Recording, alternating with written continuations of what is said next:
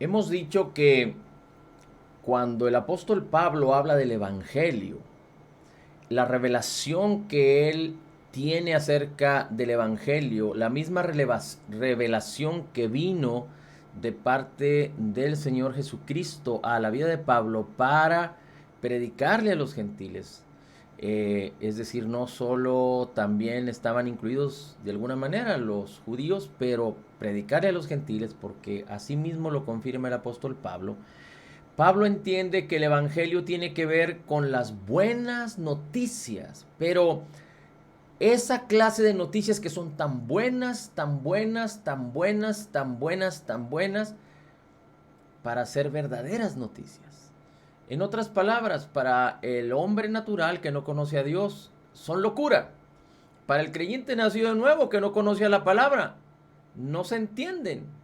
Pero para el creyente que conoce, entiende y cree correctamente, son las mejores noticias que en este mundo podríamos recibir y no provienen de este mundo, pero provienen del mismo corazón de Dios, provienen de la misma obra terminada, completa y perfecta de nuestro Señor Jesucristo. Así es que el Evangelio son las tan buenas, tan buenas, tan buenas noticias de parte de Dios para el hombre, hablando de la persona divina, maravillosa y majestuosa de Jesucristo y de su obra terminada y todo lo que nos fue concedido por gracia, por causa de la obra redentora, por causa del amor con que tanto nos ha amado el Padre, por causa de la gracia y de la justicia que Cristo Jesús proveyó para nosotros, a lo cual, a esta bendición tan grande tenemos acceso solo a través de la fe en Cristo, de la fe en la palabra del Señor, de la fe en la obra terminada, completa y perfecta. Así es que el apóstol Pablo en en Romanos capítulo 7 habla de la defraudación del hombre separado de Dios. Es decir, el hombre no es nada, es insignificante separado de Dios. Y aunque en la carne, en los sentidos, el hombre pueda alcanzar una gloria en la perspectiva humana, comparándose los hombres con los hombres, delante de Dios no somos nada. Dice la escritura que separados de Cristo nada podemos hacer y el apóstol Pablo lo define muy bien en Romanos 7, hablando de la incapacidad y de la imposibilidad por la debilidad de la carne, por la debilidad del hombre, por la naturaleza misma del hombre separado de Dios. La imposibilidad de agradar a Dios. Así es que no hay ninguna otra opción para el hombre, sino que solo es a través de la fe la única manera en la que el hombre puede agradar a Dios, en la que el hombre puede acercarse a Dios, en la que el hombre puede recibir toda la bendición que nos ha sido dado por gracia en Cristo Jesús. Así es que hablando de esta bendición que hemos tenido por causa del Evangelio de Jesús, el apóstol Pablo se despide, por decirlo así, en el capítulo 7, aunque recuerde que el apóstol Pablo cuando escribió, no escribió en capítulos, pero después fueron añadidos para nuestro auxilio, para nuestra ayuda. Pero en el capítulo 7, al final de este capítulo, el apóstol Pablo dice en el versículo 24, dice, por ejemplo, miserable de mí, ¿quién me librará de este cuerpo de muerte? Separado de Cristo, hablaba el apóstol Pablo. No hablaba de su conducta en el Evangelio, pero hablaba de su posición separada de Cristo. Es decir, si él pudiera identificarse separado de Cristo, si él pudiera identificarse antes de tener a Cristo, el hombre separado de Dios no puede hacer nada. Y dice el versículo 25, gracias doy a Dios por Jesucristo nuestro Señor, que yo mismo con la mente sirvo a la ley de Dios, pero con la carne a la ley del pecado. Y dice, gracias doy a Dios por Jesucristo Señor nuestro, porque con la mente sirvo a la ley de Dios y con la carne a la ley del pecado, porque el hombre separado de Dios en la carne no puede hacer otra cosa más que caer, más que pecar. Y El capítulo 7 habla de la frustración del hombre separado de Dios, imposible poder agradar a Dios a través de la carne, a través de las obras, a través de las capacidades humanas. Y solo habla de la carne y no se menciona para nada la palabra que tiene que ver con el Espíritu de Dios. Aunque en una de las escrituras habla del Espíritu, pero no está hablando del Espíritu de Dios, sino del Espíritu del entendimiento del hombre. Y en el capítulo 8 inicia diciendo viviendo en el Espíritu. Es decir, el capítulo 8 es la manera triunfante del hombre creyente, pero no caminando en la carne, pero caminando en el Espíritu. Y mire como dice, recordando el versículo 1, no hay ninguna condenación para los que están en Cristo. Pero fíjese cómo empieza este versículo, dice, ahora pues, por lo tanto. Es decir, después de declarar todo lo que declara en el capítulo 7, dice, por lo tanto, en Cristo Jesús, ya no estamos hablando de mi condición humana separada de Dios, pero en Cristo Jesús no hay ninguna condenación para los que no andan conforme a la carne, sino conforme al Espíritu. Para los que no andan conforme a la carne, sino conforme al Espíritu. Y dijimos que la condenación es por causa del pecado. El pecado tiene culpa. Y el pecado, dice la Escritura, la paga del pecado es muerte. Así es que lo que hace o lo que resulta de pecar es que el hombre es condenado. La condenación es como, digamos que sí, digamos que el juicio y en donde se determina la culpabilidad y cuál es la condena que el hombre merece por causa de su pecado. Digamos que esa es la condenación. Y dijimos que la condenación tiene lugar hoy en día, sí, para el hombre no creyente, para el incrédulo, para limitarlo a pecar, para hacerle entender que es pecador, para hacerle entender que necesita ser salvado y que hay un Salvador disponible que se llama Jesucristo, que fue enviado por el gran amor que Dios tiene para con la humanidad y que murió en la cruz y que resucitó y que ahora vive y vive para siempre, para que todo aquel que en él cree no se pierda, mas tenga vida eterna. Pero también vemos por otro lado al creyente nacido de nuevo que por causa de andar en la carne y no en el espíritu, comete equivocaciones y errores porque dijimos que no toda la carne es pecado, pero el que anda en la carne va a ser guiado a pecar. Todo el pecado proviene de la carne. Así es que el que pone su mente y sus corazones y sus pensamientos en la carne, en los sentidos, simplemente en los sentidos. Cuando hablamos de la carne no hablamos de alcoholismo, de tabaquismo, de drogadicción. No hablamos solo de eso, hablamos de vivir bajo los sentidos, separados de la palabra y de los pensamientos de Dios. Vivir bajo los sentidos. No importa que leamos la Biblia, no importa que oremos, no importa que nos reunamos, no importa que estudiemos la Biblia. Si en nuestros pensamientos están los sistemas, las maneras, las formas de este mundo. Y aunque escuchamos la palabra, y aunque leemos la palabra, y aunque tenemos la palabra, pero no ponemos la palabra en nuestras mentes y en nuestros corazones. Es decir, meditar y permitir que la palabra se posicione, quitando nuestra manera de pensar humana y ahora pensando de acuerdo a cómo la palabra de Dios piensa, teniendo los pensamientos de Dios. Entonces, si no renovamos nuestra mente, vamos a estar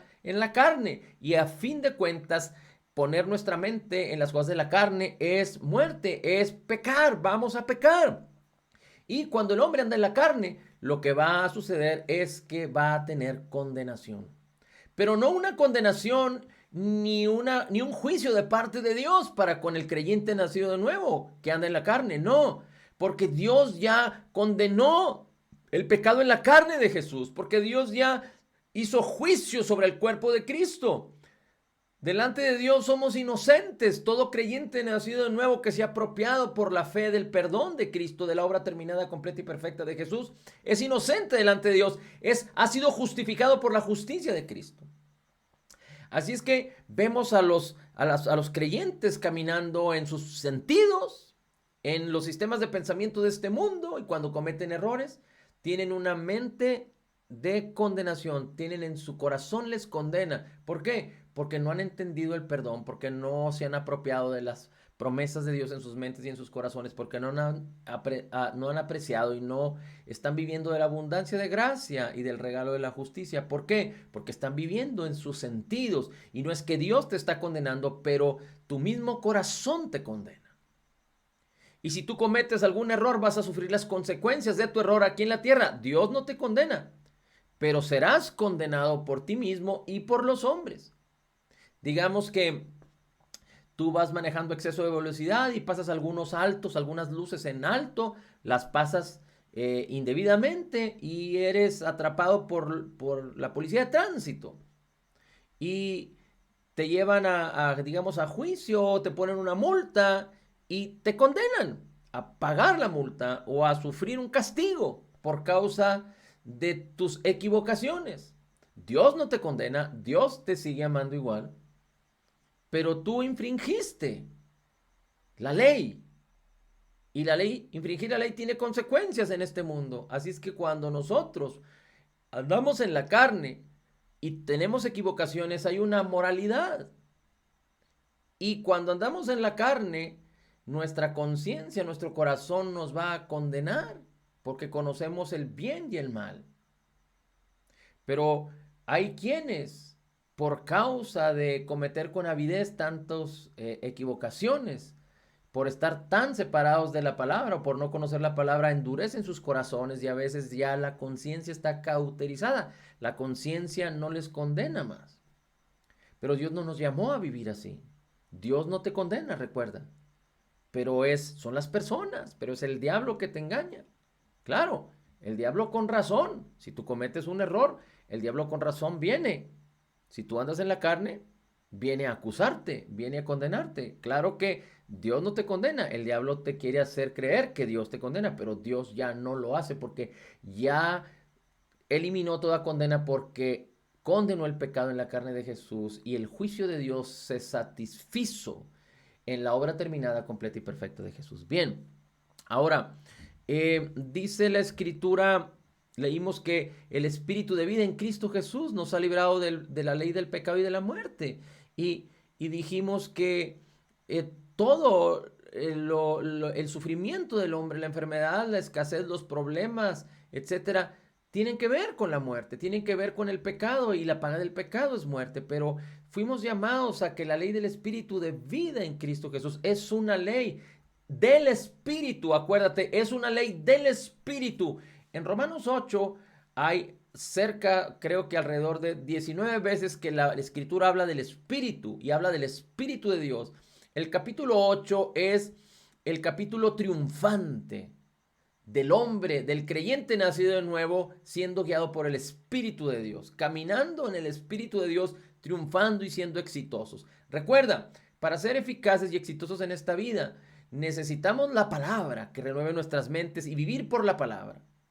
Pero necesitamos del Espíritu Santo y de su unción. Porque el Señor Jesucristo fue ungido, porque los discípulos fueron ungidos, porque la iglesia, la primera iglesia fue ungida. ¿Quiénes somos tú y yo para no requerir la guianza del Espíritu y la unción del Espíritu? Son necesarias para nuestras vidas. El Espíritu mora en nosotros, nos ha ungido con su unción, con la misma unción de Cristo. Así es que, fíjate como dice ahora el versículo... bueno, primero déjame recordarte el versículo 4. Dice, para que la justicia de la ley se cumpliese en nosotros, que no andamos conforme a la carne, sino conforme al Espíritu.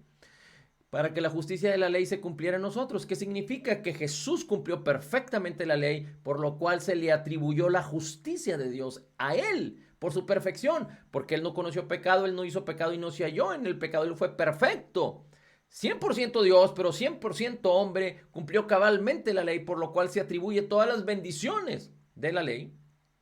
La ley es el estándar divino de Dios para el hombre, pero el hombre en su carne no puede cumplir la ley. Es imposible porque los estándares de Dios son tan altos como, más altos que los del hombre, como el cielo de la tierra. Pero Jesús conquistó la ley, Jesús cumplió perfectamente la ley, pero Jesús hizo un intercambio divino en la cruz.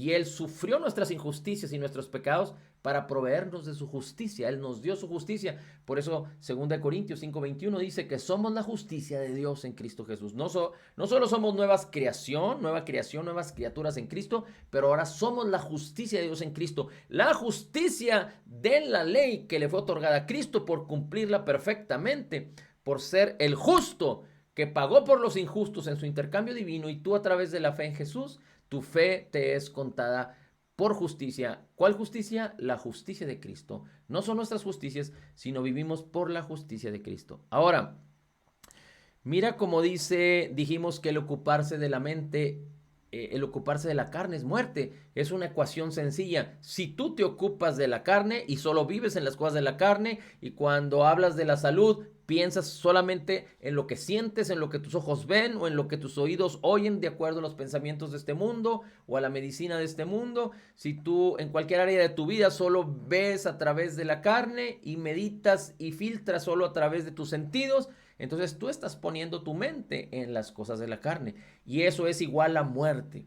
Pero si tú te ocupas del Espíritu y pones tu mente en las cosas del Espíritu, vas a tener vida y paz. ¿Y qué significa poner nuestra mente en las cosas del Espíritu? El Señor Jesucristo dijo: las palabras que yo os he hablado son espíritu y son vida. Así es que poner nuestra mente en la palabra, meditar la palabra y permitir que la palabra renueve nuestras mentes y domine nuestras vidas, que los pensamientos de Dios abunden en nosotros, eso es poner la mente en las cosas del Espíritu.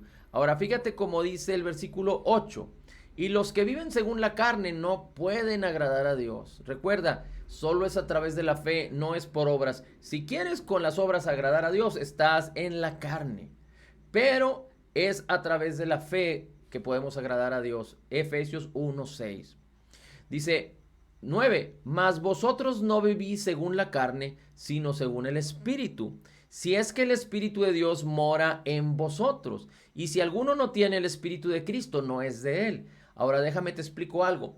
Una cosa es que el Espíritu de Dios esté en nosotros, y otra cosa es que nosotros vivamos para el Espíritu, o siendo guiados por el Espíritu, o poniendo nuestras mentes por el Espíritu, andar por el Espíritu. Es decir, podemos tener el Espíritu de Cristo, pero no andar en el Espíritu de Cristo y andar en la carne. Un incrédulo, un no creyente, no tiene el Espíritu de Cristo, tiene un espíritu de hombre que la palabra le llama el viejo hombre, que está separado, destituido de la gloria de Dios, destituido, imposible que se pueda acercar a Dios de esa manera. De hecho, la muerte significa separación. Por ejemplo, cuando una persona muere, su espíritu, su alma se separan del cuerpo. Bueno, cuando Adán y su mujer pecaron, tomaron del fruto prohibido, el Espíritu de Dios que moraba en ellos se separó y dejó al hombre, al ser espiritual, mi cuerpo, destituido. Es decir, la unión que había espiritual del Espíritu de Dios y el Espíritu del hombre se separó, y el hombre quedó solo, apartado, separado de Dios. Por eso todo hombre nacido de mujer está destituido de la gloria de Dios. Pero en Cristo Jesús fuimos reconciliados con Dios, pero Él recreó, quitó nuestra vieja naturaleza, nuestro viejo hombre, nuestro espíritu destituido, lo llevó a la cruz, murió y nos dio un nuevo espíritu creado en la justicia y santidad de la verdad. Pero no solo esto, sino que el espíritu nuevo que Él nos dio se hizo uno con el Espíritu de Cristo, porque Él nos llama hijos, y porque nos hizo hijos envió el Espíritu de su Hijo, de Cristo, a nuestros corazones, nos selló con el Espíritu Santo. Y dice la Escritura en 1 Corintios 6:17, el que se une con el Señor, un espíritu es con Él. Así es que, por eso la Escritura dice en 1 Juan 4:17, como Jesús es, así somos nosotros, en nuestra carne, no, en nuestra alma, no, en nuestro espíritu. Pero el Señor Jesucristo y Dios nuestro Padre quieren que seamos también en la manera de pensar y en la manera de vivir. No vamos a lograrlo de una manera perfecta, porque el Señor Jesucristo era perfecto, pero renovando nuestras mentes y permitiendo que el Espíritu de Dios nos guíe, y siendo guiados y sometiéndonos al Señor, nosotros vamos a hacer la obra y vamos a caminar en la voluntad y en las obras que Dios preparó de antemano para ti y para mí, para que tú y yo anduviéramos en ellas. Bien, así es que el Espíritu de Dios está en nosotros y somos creyentes nacidos de nuevo, pero podemos andar en la carne, lo cual no es conveniente, porque va a resultar a muerte, o podemos andar por el Espíritu, cuando ponemos nuestra mente en las palabras de vida del Espíritu, las palabras de justicia, de gracia, de salvación, de benignidad, de bendición, de amor, de gozo, de paz, las palabras que abundan en la gracia y en la justicia de Cristo Jesús. Ahora fíjate cómo dice el versículo 10. Bueno, recuerda el versículo 9 dice, y si alguno no tiene el Espíritu de Cristo, no es de él. Esto debe quedar muy claro, porque el hombre puede profesar ser cristiano, el hombre puede profesar ser creyente, el hombre puede profesar seguir una religión, pero no porque profesa ser cristiano, ser creyente o tener armonía o sintonía, digamos así, o simpatía con una religión, significa que es nacido de nuevo. Necesita creer en Jesús. El hombre necesita creer en Jesús y tenerlo como Señor y Salvador, y necesita creer en su obra terminada, completa y perfecta, que nosotros éramos pecadores y necesitábamos ser salvados, y Cristo Jesús en su obra terminada, completa y perfecta, en su obra redentora, vino a causar que todo aquel que crea en Él no se pierda, mas tenga vida eterna. Así es que el hombre necesita nacer de nuevo, necesita morir para volver a vivir. Si el creyente, si la persona que profesa no es una persona nacida de nuevo, no tiene el Espíritu de Cristo, por lo tanto no es de Dios. Se podrá decir que es hijo de Dios, pero si él no tiene el Espíritu de Cristo, no es hijo de Dios. No es de Cristo. Y esto es muy fácil porque no solo es eh, la evidencia de creer en lo que Jesús es y en lo que Jesús hizo, porque cuando nosotros creemos de corazón, le dice el apóstol Pablo a aquel soldado romano, aquel hombre pregunta, ¿qué necesito hacer para ser salvo? Y el apóstol Pablo le dice, cree en el Señor Jesucristo y serás salvo tú y tu casa. Es creer en el Señor Jesucristo, que descendió Dios, descendió del cielo, se hizo hombre, fue a la cruz a morir por tu pecado y mi pecado, por tus pecados y mis pecados, por tus transgresiones y mis transgresiones, por tus enfermedades y mis enfermedades, por tu escasez, por tu rechazo, por mi escasez, por mi rechazo, porque estábamos condenados a la muerte y Él fue a pagar en nuestro lugar para salvarnos. Él es la única propiciación, Él es el único medio, el único mediador entre Dios y los hombres. El mismo Señor Jesucristo dijo, nadie puede ir al Padre si no es a través de mí. Y es a través de Jesús, de su persona divina y de su obra terminada, completa y perfecta. Así es que es necesario creer en Jesús. Y el capítulo 8 después lo anuncia, lo estaremos viendo en breve, que dice que el mismo Espíritu de Dios da testimonio a nuestro espíritu de que somos hijos. Así es que aquel que es un creyente nacido de nuevo, sabe que es hijo. No solo racional, pero en su mente lo ha creído, en su corazón lo ha creído, y el mismo Espíritu da testimonio a tu espíritu, y hay una convicción total y plena de que tú eres hijo de Dios. Cada creyente debe de tener esta convicción tan maravillosa. Dice el versículo 10, pero si Cristo, dice el versículo 10, si Cristo está en vosotros, el cuerpo en verdad está muerto a causa del pecado, mas el espíritu vive a causa de la justicia. Nuestro cuerpo no va a heredar la gloria de Dios. Nuestro cuerpo se va a desintegrar o nuestro cuerpo va a ser transformado. Todos aquellos que fallecen, su cuerpo vuelve al polvo. Pero todos aquellos que estemos vivos cuando el Señor Jesucristo venga, seremos transformados. Nuestro cuerpo dejará de ser y nos será dado un nuevo cuerpo glorioso y maravilloso.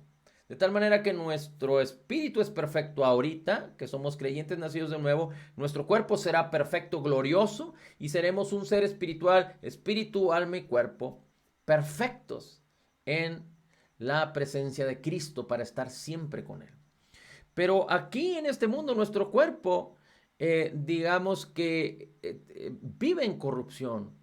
Pero vive, dice la Escritura, el cuerpo a la verdad está muerto a causa del pecado, pero el espíritu vive a causa de la justicia. Pero ¿cuál fue el propósito, la estrategia, la remediación? ¿Cuál fue el diseño de Dios para que mientras estuviéramos en este cuerpo, aquí en esta tierra, antes de que Él regrese por nosotros, poder solventar esta situación de que el cuerpo en la verdad está muerto a causa del pecado? ¿Cómo es que Dios ha bendecido nuestras vidas y nos ha equipado de tal manera para que aún en nuestro cuerpo que está en corrupción pueda vivir en salud, fuerte, en bienestar, rejuvenecido, con poder, con vigor para poder hacer la obra que el Señor Jesucristo nos ha llamado?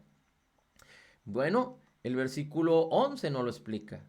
Dice el versículo 11: y si el espíritu de aquel que levantó de los muertos a Jesús mora en vosotros, el que levantó de los muertos a Cristo Jesús, es decir, Dios el Padre, vivirá también, vivificará también vuestros cuerpos mortales por su espíritu que mora en vosotros. En otras palabras, el diseño de Dios, por causa de lo que Jesús hizo por nosotros, lo puso en acción, lo puso activo, lo puso disponible, nos lo entregó, nos equipó, es que su espíritu que mora en nosotros le dé vida a nuestros cuerpos mortales.